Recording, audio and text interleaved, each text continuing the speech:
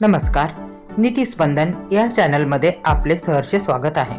आजच्या या व्हिडिओमध्ये आपण पाहणार आहोत यंदाच्या वर्षी होळी पौर्णिमेला कुळाचार कुलधर्म कधी करायचा आहे, तसेच पौर्णिमेच्या दिवशी करणारे जे व्रत असतात जसे की श्री सत्यनारायणांची पूजा, देवीची ओटी भरणे, कुळदेवीची सेवा करणे, या सर्व प्रश्नांची उत्तरे तुम्हाला या व्हिडिओमध्ये आज देण्याचा सारांश रूपाने प्रयत्न केलेला आहे. तर व्हिडिओ शेवटपर्यंत नक्की पहा. 2 मार्च 2026 सोमवार रोजी होळी पौर्णिमा साजरी करावयाची आहे.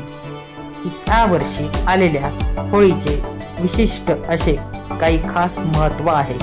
या दिवशी पौर्णिमा प्रारंभ सायंकाळी 5:55 ते मंगळवारी सायंकाळी 5:07 पौर्णिमा असेल.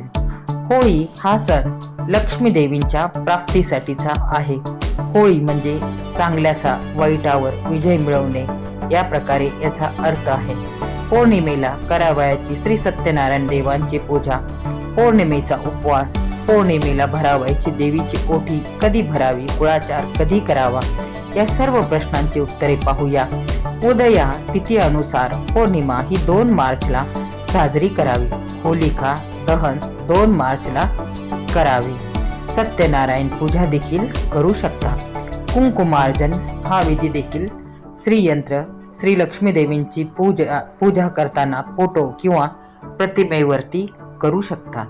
3 तारखेला ग्रहण सुटल्यावर देखील श्री सत्यनारायणांची पूजा करू शकता, परंतु फार कमी वेळ मिळतो. ज्या महिला देवींची ओटी पौर्णिमेला भरतात त्यांनी देखील होळीच्या दिवशी ओटी भरावी. पौर्णिमेचा उपवास हा 3 मार्च मंगळवार रोजी करावा. दिवसभर उपवास करून ग्रहण संपल्यावर स्नान करून देवपूजा देवस्नान करून स्वयंपाक करावा व रात्री जेवण करून आपला उपवास सोडायचा आहे. देवाला गोडाचा नैवेद्य दाखवावा. हुताशनी पौर्णिमेला बऱ्याच घरी कुळाचार सुद्धा केले जातात.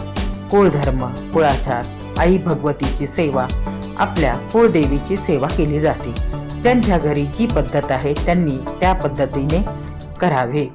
तुम्हाला कुळाचार करावायचा असेल तर 2 मार्च सोमवार रोजी संध्याकाळी करावा लागेल. कुळदेवीच्या सेवेमध्ये सर्वात महत्त्वाचे काय असते तर श्री दुर्गा सप्तशती ग्रंथाचे तुम्ही पारायण करू शकता. तुमची इच्छा असेल तर 11 वेळा सिद्ध कुंजिका स्तोत्र तुम्ही पठण किंवा श्रवण करू शकता. जेव्हा तुम्ही 11 वेळा सिद्ध कुंजिका स्तोत्र पठण करता किंवा ऐकता तेव्हा तुम्हाला दुर्गा पाठाचे फळ प्राप्त होते. त्यामुळे तुम्ही 11 वेळा 1, 3, 5 वेळा वाचू शकता, म्हणजे सिद्ध कुंजिका स्तोत्राचे पठण करू शकता. पौर्णिमा म्हटले की भगवान श्री विष्णूंची व माता लक्ष्मी देवींची एकत्र पूजा करावी व माता देवींना श्री यंत्राला कुंकुमार्चन करावे. श्री लक्ष्मी प्राप्तीच्या साठी काही सेवा दिलेल्या आहेत, जसे की श्री विष्णू गायत्री मंत्र, श्री लक्ष्मी गायत्री मंत्र, कुबेर मंत्र, त्याचबरोबर श्री सुक्तम, श्री व्यंकटेश स्तोत्र यांचे देखील तुम्ही पठण करू शकता. ह्या सर्व सेवा फार प्रभावी ठरतात. ही माहिती आवडली असल्यास व्हिडिओला लाईक करा, चॅनलला सबस्क्राईब करा. व्हिडिओ शेवटपर्यंत पाहिल्याबद्दल शतशः धन्यवाद. होळी पौर्णिमेच्या सर्वांना हार्दिक शुभेच्छा.